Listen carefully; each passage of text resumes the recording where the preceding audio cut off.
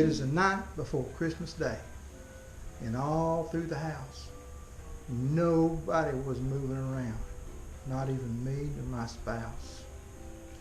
We hung some red stockings on the chimney over there in hopes that old Santa would make a deposit there. The kids, they was asleep, all snuggled up in their beds. They was dreaming about gift cards, dancing in their heads. Mama put on her nightgown. Is that one that's bright red? And I put on some pajamas to get ready to get in bed.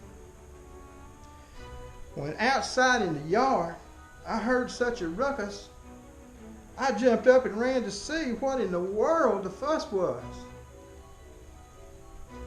I ran to the window and I threw back the curtains. I was afraid there was mischief, to that I was certain.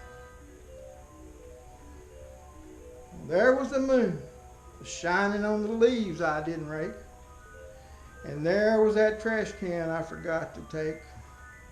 And what I seen next, well, it was just weird. It is an itty-bitty sleigh pulled by some itty-bitty reindeer with an itty-bitty driver that kind of gave me pause. But then I realized it must be old Santa Claus.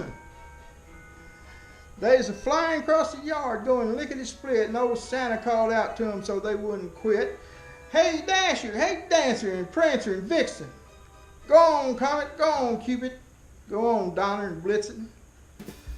Fly on up to the roof, but be careful and land soft.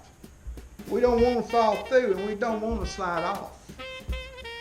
Like dry leaves flying through a springtime tornado, they flew up on the roof with skill and bravado.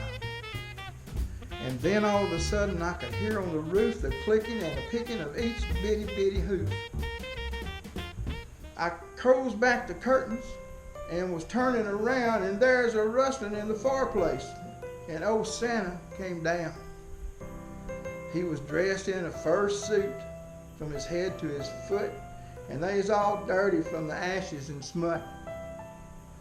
He had a big red sack flung over his shoulder, and he looked like a salesman about to open his sales folder. His eyes sort of twinkled. He had dimples in his cheeks. They was red like red roses. I thought he'd had a few drinks. His mouth was drawn tight like string on a hunting bow, and the whiskers on his face was as white as the snow. The stump of a pipe he held tight in his teeth. Smoke made a ring like a white Christmas wreath. Now I told old Santa, smoking ain't too healthy of a thing, but he assured me that he only smoked it once a year, and that's on Christmas Eve. And besides that, it was a special kind of tobacco that's grown by, it was called elfin tobacco, because obviously you think it's grown in the North Pole, and it's not harmful. So that's the only tobacco that he uses. And so it's grown up there on the North Pole, and it's called elfin tobacco, because I guess you probably know why, because this elf grows it up there, and grows the tobacco. But his name is Elfin. Elfin Elf, that's his name. Anyway. He had a fat little face. He's a fat little fella. And his stomach kind of sort of jiggled like a bowl of red jello. He's a fat little guy, all happy with himself, and all of a sudden I laughed out loud because I just couldn't help my own self. Then he winked at me, and he jerked his head. I didn't know what that meant. He didn't say a word, and he put out the presents. He filled up the Christmas socks, and then he turned back to my presents. He's picking his nose, and I guess that is magic, because he went zip up the chimney with his sack. He jumped back in that sleigh and whistled to his crew, and like the fuzz on a dandelion, away they all flew. He yelled over his shoulder before he's clean out of sight, "Merry Christmas to all y'all. All y'all have a good night."